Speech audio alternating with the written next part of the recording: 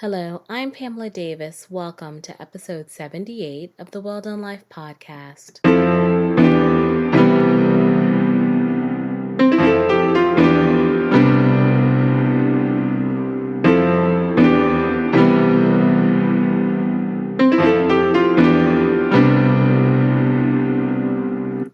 Hello, and welcome back to episode 78 of the Well Done Life podcast. I'm your host, Pamela Davis. If you're new here, hey, how are you? Welcome. If you've been here before, thank you so much for continuing to come back. You guys know the drill. I love you deep, and I am just so glad that you are here again with me this week. So welcome, everyone. Before we get started, I like to always do a little housekeeping. We are building a safe space. So I want to make sure that we are setting this safe space up on the right foundation. So let's talk two of the main pillars, love and clarity. First and foremost, I'm going to start with love this week. I always like to start with clarity, but you know what? We're going to change it up a bit. Love is one of the main things of everything. And I want to make sure that I'm sending each of you guys prayers of peace, prayers of happiness, prayers of prosperity, mental and physical health. I'm just sending you just complete prayers of covering. It's a crazy time. I know it's a crazy time. We all know it's a crazy time. We could go through the list of craziness that is going on in the world with all of the natural disasters as well as all of the unrest within the world. So I am just praying. And on top of that, we are all dealing with a panini or the pandemic for the serious folks out there. I am taking it seriously. I hope you are too. So please make sure that you are protecting yourself. Make sure that you are protecting other people. I really feel like we're just all going to have to look out for each other in order for us to finally eradicate this thing. But while we are still in the trenches, I'm just praying that each of us will do our part to make sure that we are protecting each other and being kind as much as we possibly can. And so now we've kind of covered love. Let's talk about clarity because, hey, you got the love first, so you got to know why you're here. The Well Done Life podcast is about creating a safe space for women. I set this up because I felt like personally that women are the foundation of society. I also feel like we don't really have a lot of opportunities where we share our stories, the good, the bad, the ugly, and we give each other an opportunity to learn from our experiences. Because I feel like a lot of the things that we feel are differences, they're really not differences at all. We're very similar. And if we have more opportunities where we talk and connect and share, I think that we can elevate each other. We may be able to heal each other, and we can motivate each other to be the people that we were called to be the foundation, to help build a better world, and to help each other just kind of navigate through this crazy, beautiful thing called life. So you know why you're here, and hopefully you feel loved. I'm really excited about talking with you guys this week. I'm so excited that this is the third time that I am recording this episode. Yes, y'all, it is now Friday, September the 3rd at 12:36 a.m. I actually started recording this at 10 o'clock, but it has just been some technical challenges, but that's okay because we persevered through. And that means hopefully if you are here and still listening to this right now, and I'm still talking about this, that means that this message is super intentional. So we're going to dive into it shortly, but I want to make sure first and foremost that I kind of start to lay the foundation, because y'all know I'm a foundational kind of girl, with why we are going to actually talk about the topic this week. First and foremost, I hope you got a chance to listen to last week's episode, Rest and Reflection, episode 77. If you have not, I'm going to link it in the show notes because I really feel like it actually is a good stepping stone for this episode this week. Rest and reflection, I think, is very important. Personally, I want to extend thank you to everyone who is so understanding of me taking a moment of quiet with the last episode before the episode before last, it's 12:30. That's what's happening. My mind starts to cross with not taking the time to pod because I'm empathic, and with all of the things going on in the world, I was just feeling a little unsure and I needed to get quiet. It's very important for me to get quiet. When I rest and reflect, it helps me not only preserve the youth of my face and my skin. That is very important if you are looking for beauty tips. Sleep. Sleep is critical. Sleep, water, and minding the business that pays you will pay dividends in your skincare and in your life as in general. But it will also help you for today's topic.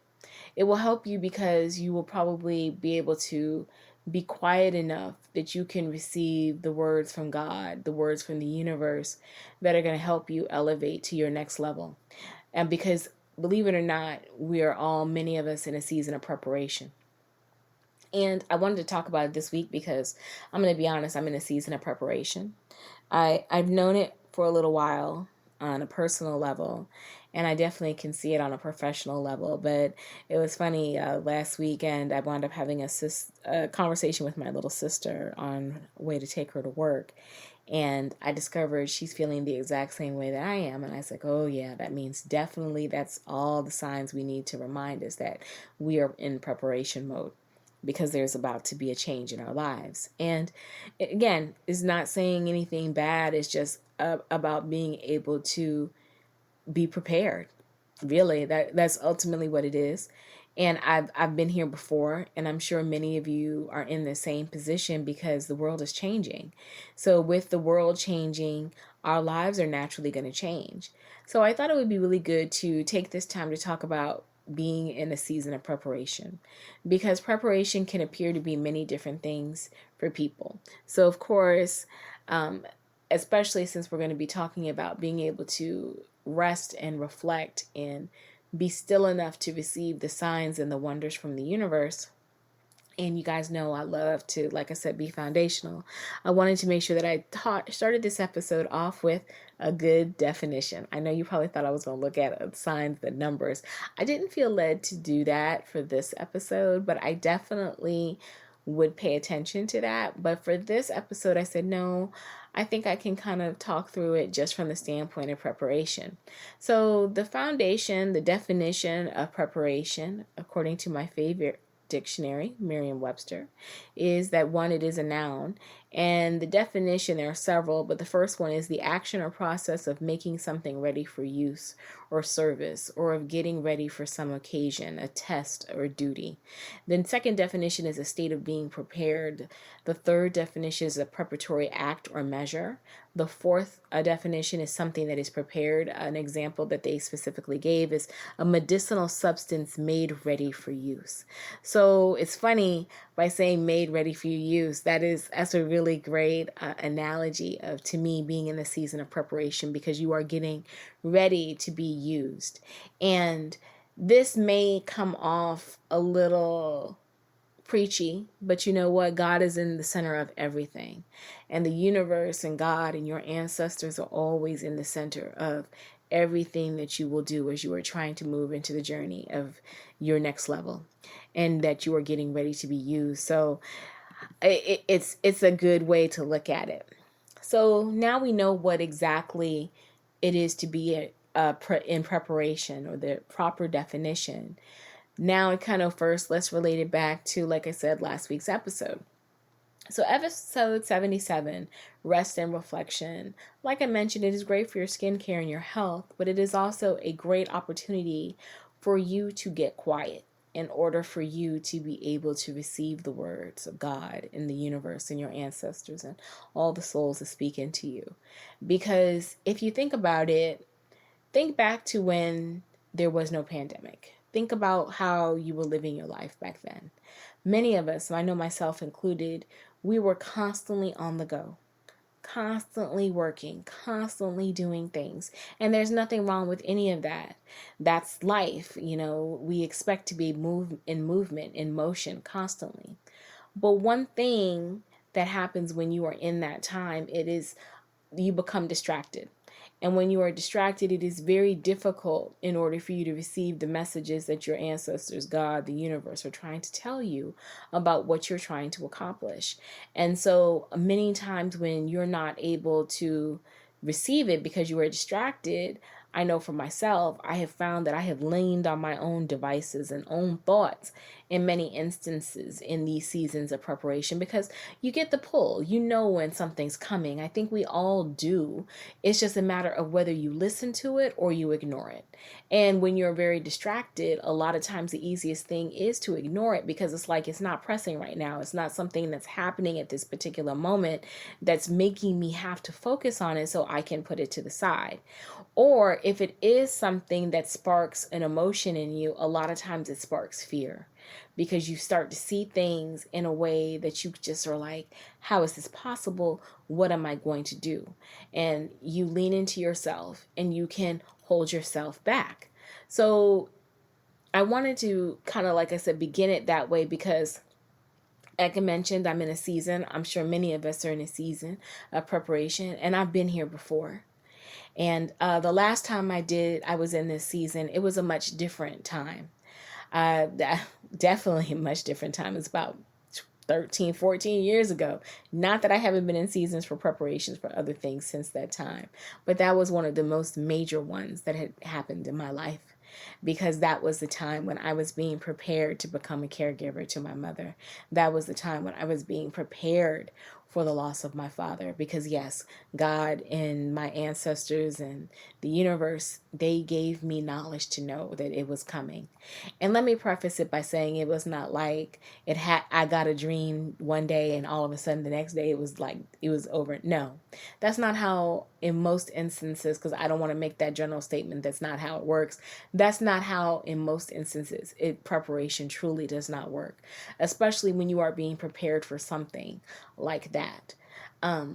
I started to see dreams because I was rested. I was at night when I would sleep, I would have visions of my father passing away, or conversations that would lead to it. And I was being prepared, and I would always hear God speak to me like, no, no, no, it's going to be okay. You're going to make it through, but it's coming. And I want you to pay attention to what I am telling you and showing you right now, because you're going to need to be strong. And you're not going to be, you're going to have to make it through this, and you're going to make it through this, but I need to prepare you now in order for you to overcome. And when it first started to occur, it instantly brought fear into my heart.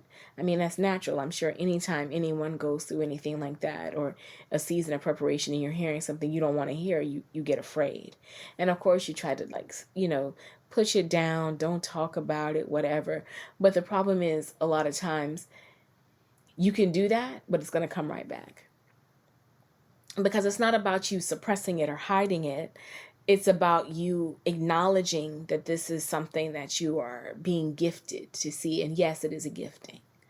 It doesn't always feel like it. I know back then it didn't, because I was like, why am I seeing this? And it stressed me. I'm an empath, I'm very emotional. I wasn't prepared for it. And I tried to run from it for a little while. And the vision will go away, because I think God also gives you what you can bear. And when you can't bear, he pulls it away, as I like to say, into the sea of forgetfulness. And it went into the sea of forgetfulness. And I went on and I lived, I traveled, I did other things, and life progressed. But then at a certain point in time, it came back very heavy. And, during that time when it came back very heavy, it really sparked in me like, okay, Pam, it's time for you to get yourself together. You need to get a house. And I wasn't even 100% like ready to get a house either. By no means. I didn't have the finances together. I didn't have the credit together, like none of it. I was not together. But it was time for me to start moving in that direction. And I instantly took that like, oh my goodness, I need to go out here and do it now. So of course I went out instantly. I tried to find a realtor. I tried to throw my hat in the ring of trying to get a house. I was like, oh, I'll try to save money. I'll just try all these different things. And it all just went to hell. It just did not work. I think when I first started trying to find a house, I had put probably up to 30 bids in on places, and just nothing would ever come to pass. It would not. It just would not come. And I got discouraged, and I pulled myself out because I was like, obviously maybe this is the universe trying to tell me I'm not ready. I'm not ready, and that's just my mind playing tricks on me. You always talk yourself into certain situations, even though that's not the case. It is your season. This is your time. It's just, unfortunately, fear had, settled in, and I was afraid, and I couldn't process it. I was like, let me put this on the shelf, put it up. No, I can't deal with it. Well, in January 2010, I decided it was time to deal with it, and to deal with it in a real way. Because again, the visions had started coming back. They had gone away for a while, and they came back. And this time it was more so with guidance, or it probably was with guidance before, but I was in a different mindset. I was calmer.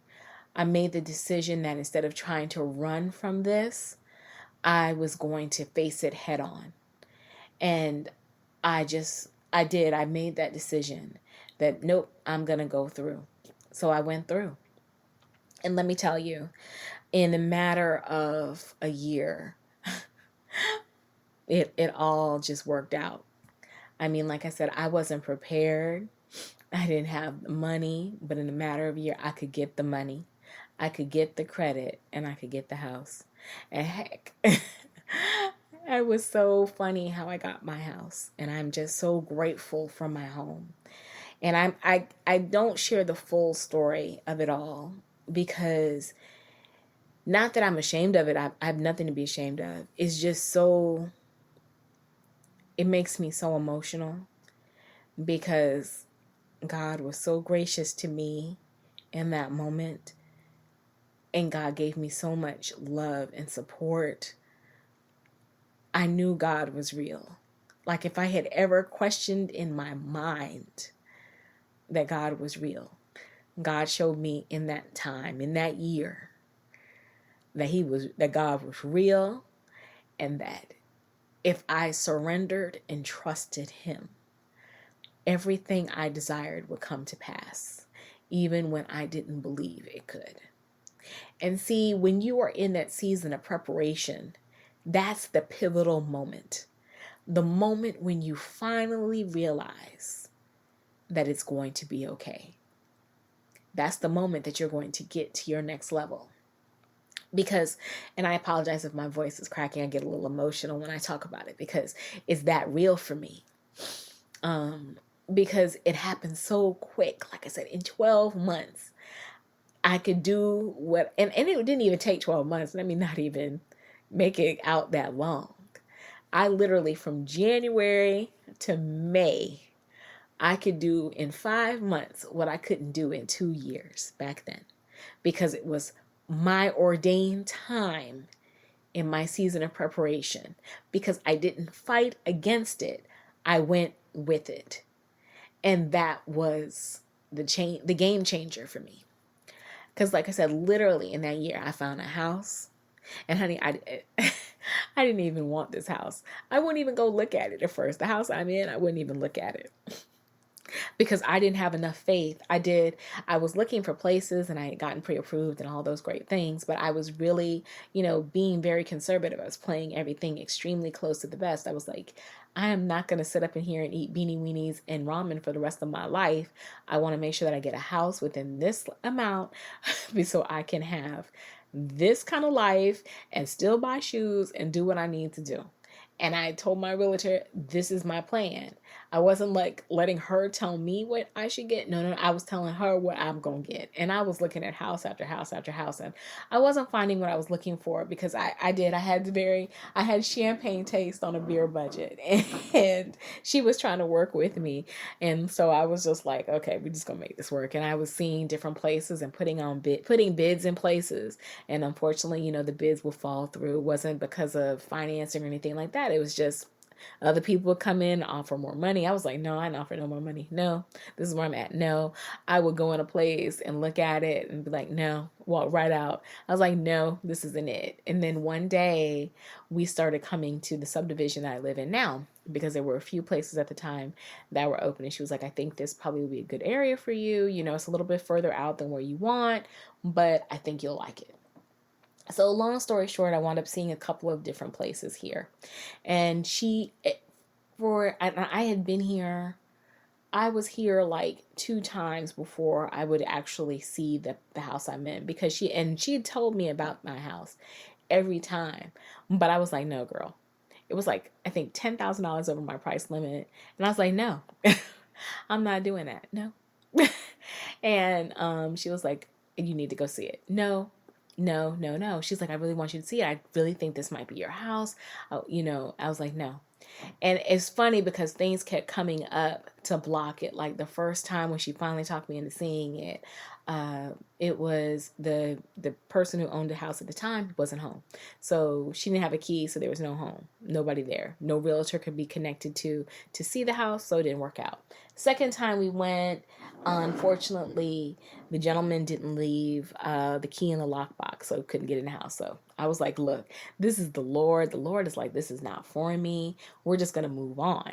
And then the third time I was there looking at someone else, she was like, look, it was in the daytime. She's like, it's a property. I really want you to see it. I really think you should look at it. Let's do it. What do you have to lose? And I was still telling her, look, it's $10,000 over my budget. I already told you I'm not eating ramen for the rest of my life. I'm not going to do it. But that she just kept pressing it. I said, fine. I'll go see it. I saw it and I fell in love. I mean, instantly. I knew it was my house from the moment I walked in. And I was just like, okay, now you've done this to me, and I can't afford this guy's house. I mean, and it's worth everything that he's asking for, but I'm on a budget. And no, remember I told you there's no ramen in my future. And she was like, no, we're going to put in a bid. And she talked me a little bit higher than where I wanted to go. But I was like, okay, let's calculate it. I did. I was that kind of person. Like, I was like, I want you to calculate exactly how much this is going to cost me at this percentage, because I want to know. I don't, and I had to make it make sense in my mind. And so we put in the bid, and I was like, okay. And I was like, they're not going to accept it. And it was so funny because when we put in the bid, I was so desperate to put that bid in. I went to my job at the time at midnight. I was downtown having fun, and I went in my building. I had to fax because I didn't have a fax machine. I was like, oh, we're going to fax this. I don't give a crap. It's midnight. Yes, I'm getting it done. I was just determined because I wanted the house. And God had told me, just go and try. There's no shame in trying. And don't you know, he accepted the bid. Well, of course, I know that would probably sound like, oh my God, she got the bid. That's great. Everything, got the house that you wanted. Of course, but it didn't go that smoothly. Honey, by the time I got to closing, I had felt like, I actually told the mortgage officer, the loan officer, do you want like a drop of blood and my firstborn child that I don't have? I will give it to you. What else do you want from me? Literally like the Tyrese emotional cry, because I was fed up by the time I got to closing. It was just like everything was just being questioned. And she was like, no. She would laugh and she was like, no, you're fine. You're doing everything you're supposed to do. This is what it's like when you're buying a house as a first-time home buyer. And it's all working out.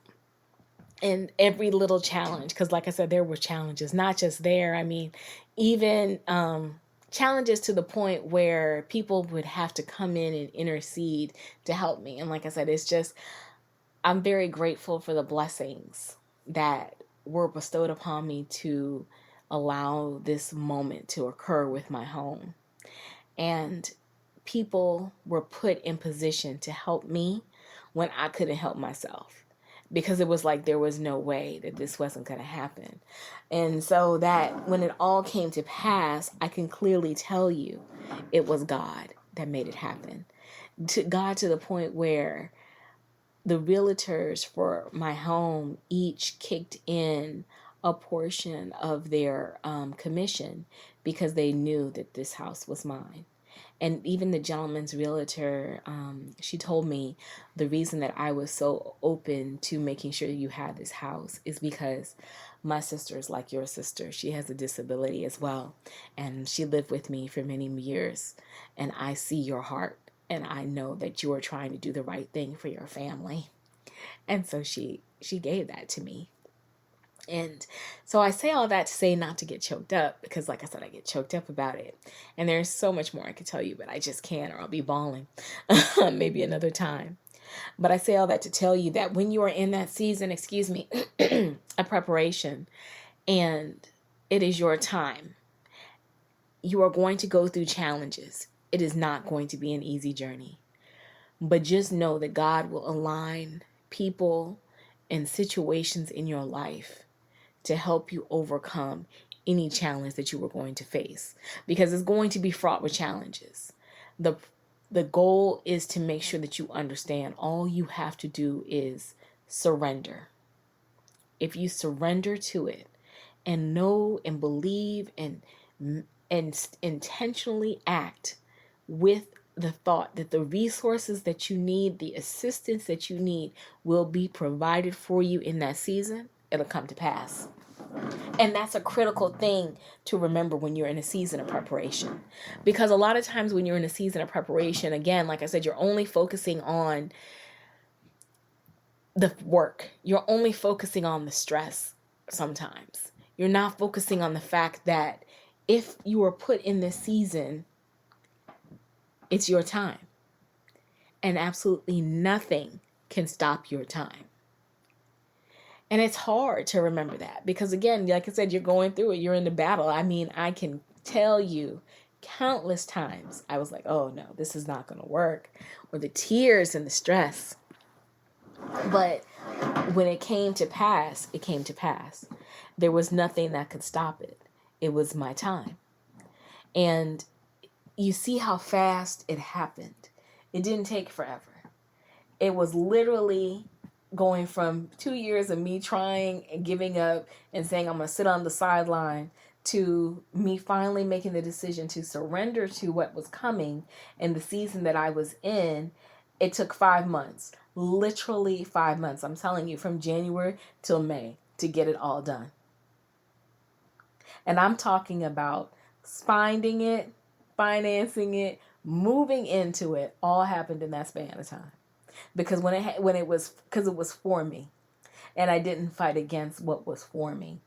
That's why it's so intentional and so important to make sure that you give yourself time to rest and to reflect, because that's where you're able to get the words that you need in order for you to move. That's where you're able to get the encouragement. That's where you're able to make the decisions that are necessary to move you to your next level. And it's very important that you lean into that because you are in this time of preparation. And you have to understand also when you're in that time of preparation that it will happen in the time that it's supposed to happen. One thing is God's timing is very different than ours, because again, when you get the vision, a lot of times, it can be triggering. So you are expecting something to happen right now. You want it right now.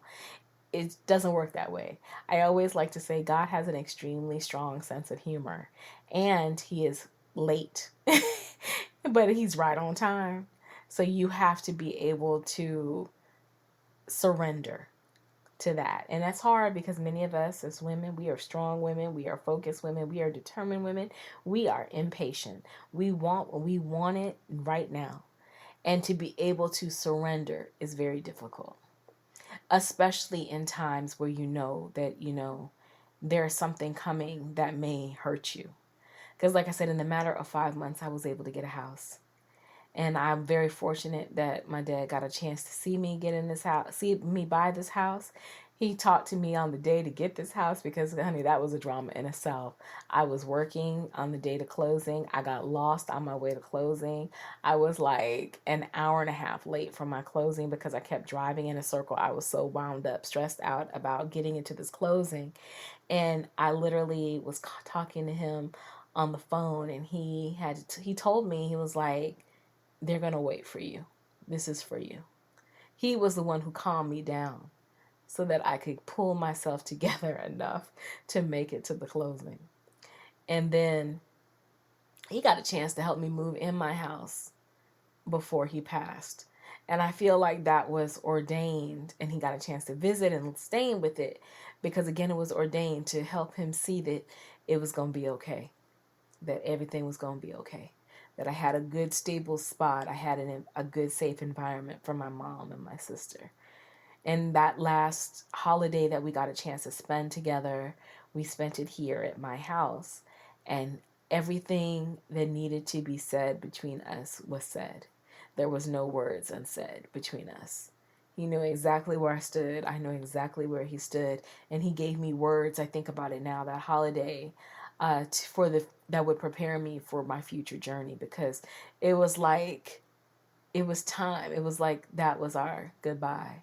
And it didn't hang over like it was that, but it was just, now looking back on it after that time, I could see where that was it.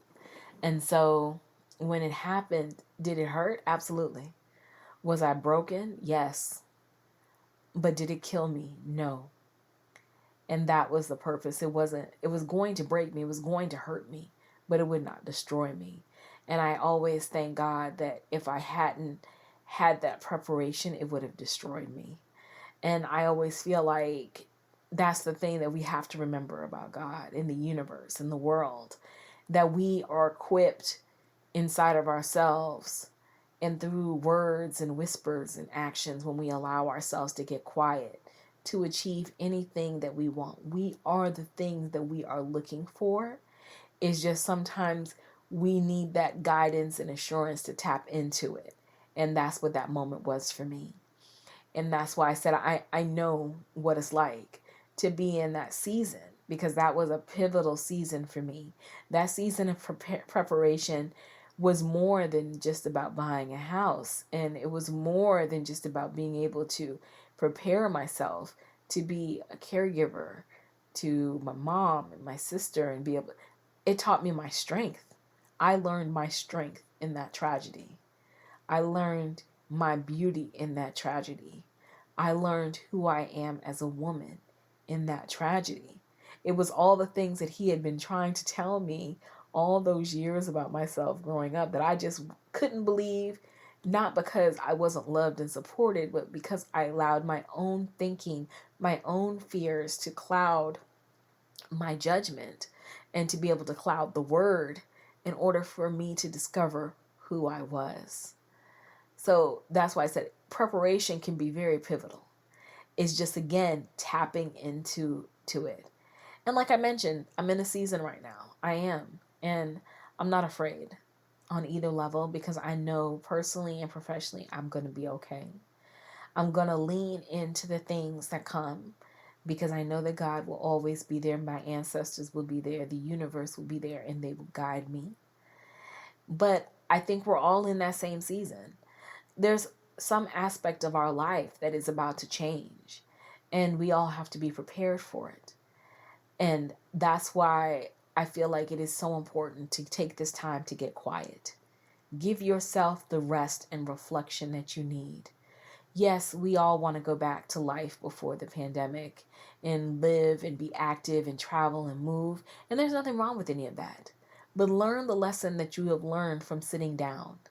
That when you get quiet and take the time to discover who you are and what you are and how you want to move through this world, that there are things that are inside of you that need to come out, but that are going to require that you quiet your mind and your soul and your heart so that you can hear them and experience them and bring them out, because they're going to change your life in a good way. They're going to help you be prepared for this next level. Because even like I said, yes, my season before I had tragedy, there was still so much good that came out of that tragedy. So much I learned and discovered. I'm grateful. My heart is grateful. That's why I get so choked up when I talk about it. I'm just so grateful to God for loving me so much to give me that gift. But it's not a gift that he just gives out to a select few. It's a gift that he gives out to everyone. It's just a matter of, are we willing to tap into it enough? Are we willing to listen, to get quiet, and to recognize that the gifts that we have, that we are desiring, the levels that we are being pushed to move through are within us. We just have to be prepared to listen and to lean into the preparation. So you are being prepared because you are being prepared for good things. So I hope that this conversation kind of moves some people to think. I know you're listening to this on Sunday or Monday or Tuesday or Wednesday or Thursday of next week. I hope that whenever you listen to this, that you will give yourself a moment to rest and to reflect and to think about where you are. If you are feeling that pull, that tug, hearing that whisper, because you know it's a whisper, honey. It's not like preparation just slaps you in the face like, boop, it's your time. No, no, no. It's a whisper. God speaks in whisper. Your ancestor speaks in whispers. Sometimes if they do have to slap you upside the head, that means, look, they are tired of talking to you on a whisper. I just now have to just beat you over the head with this preparation so you can understand it's time for you to move to another level. But I want you to give yourself time to listen to yourself, to listen to what is being said to you, because they speak to us every day. It's just all a matter of if we will quiet our minds enough to listen and think about the season that you're in and think about how you can lean into the preparation. I truly want you to lean into it. I'm not steering you wrong. Believe me, I am telling you, even in the times when I thought it just wasn't going to work out, I would look up and boop, it worked right out.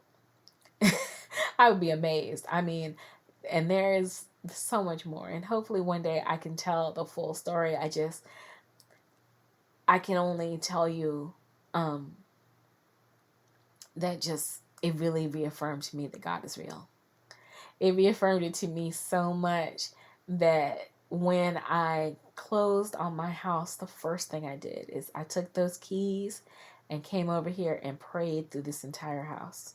I walked through praying and giving all thanks and praise and reverence to God, because God is the one who did it.